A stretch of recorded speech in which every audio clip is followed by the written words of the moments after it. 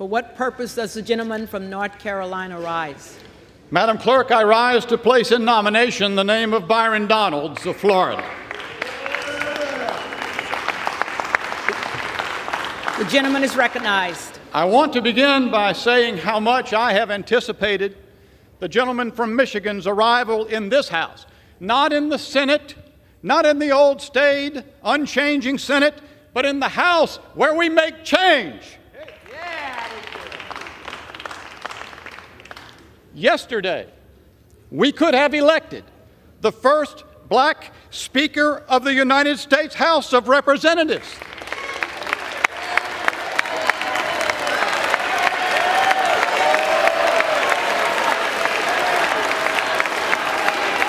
Bring it. Bring it.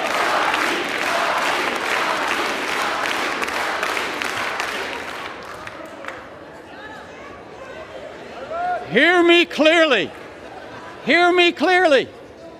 Had the cascade of votes begun, it would have extended to every member of this body. It could begin today. Last night, I sat within feet of Mr. Donalds as the tweet of another member-elect appeared on the screen.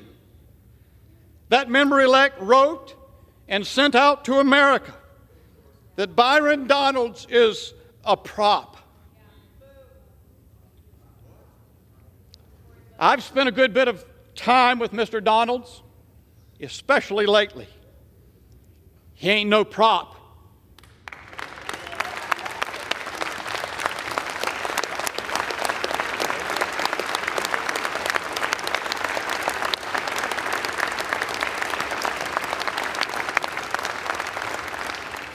And if he were a prop, he wouldn't be sitting where he's sitting.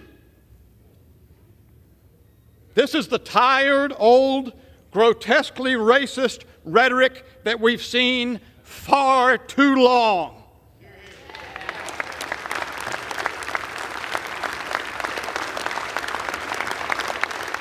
Today,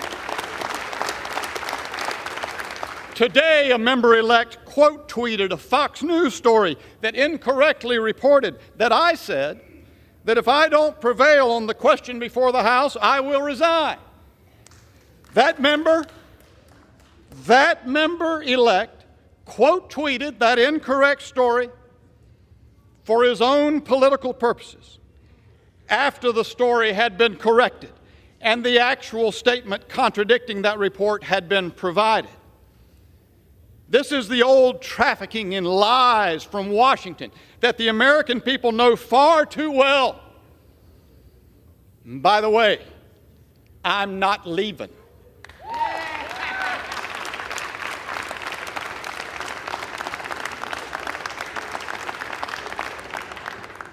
Kevin McCarthy released to the public on New Year's Eve a document entitled Restoring the People's House and Ending Business as Usual. To his great credit, Mr. McCarthy made a statement of huge significance to the country. The nominal leader of a major party acknowledged publicly that this institution is broken, and he committed to make change to fix it.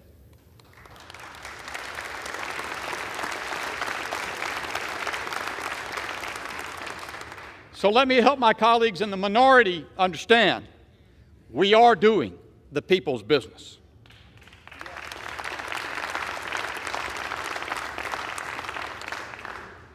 That's what these 3 days have been about. 3 days.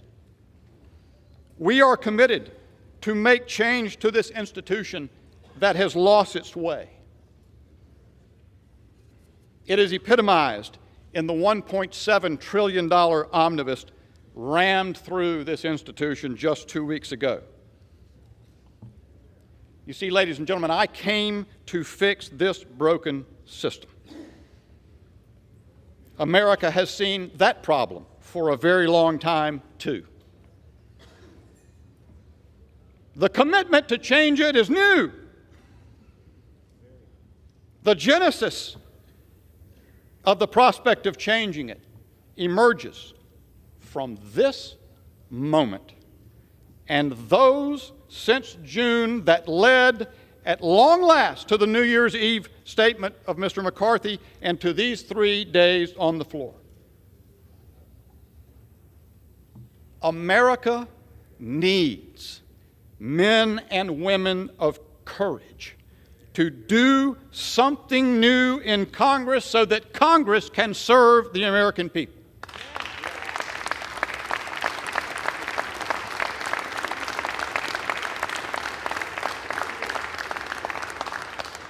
The Lord said, "Behold, I do a new thing."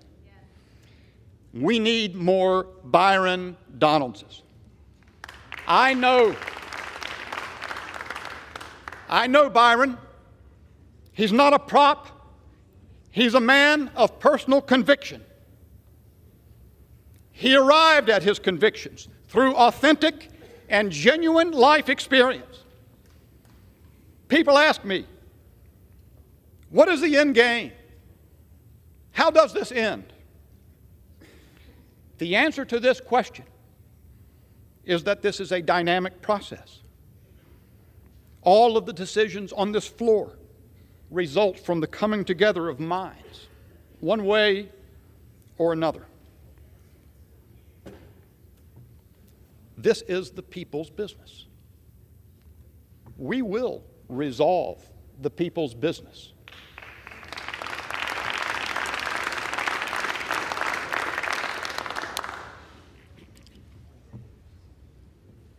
And when we do, we will go to the mat for the American people.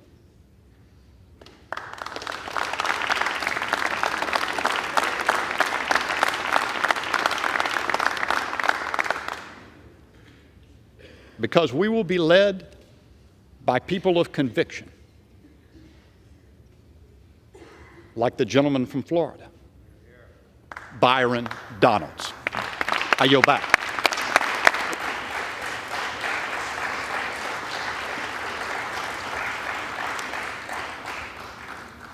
The reading clerk will call the roll.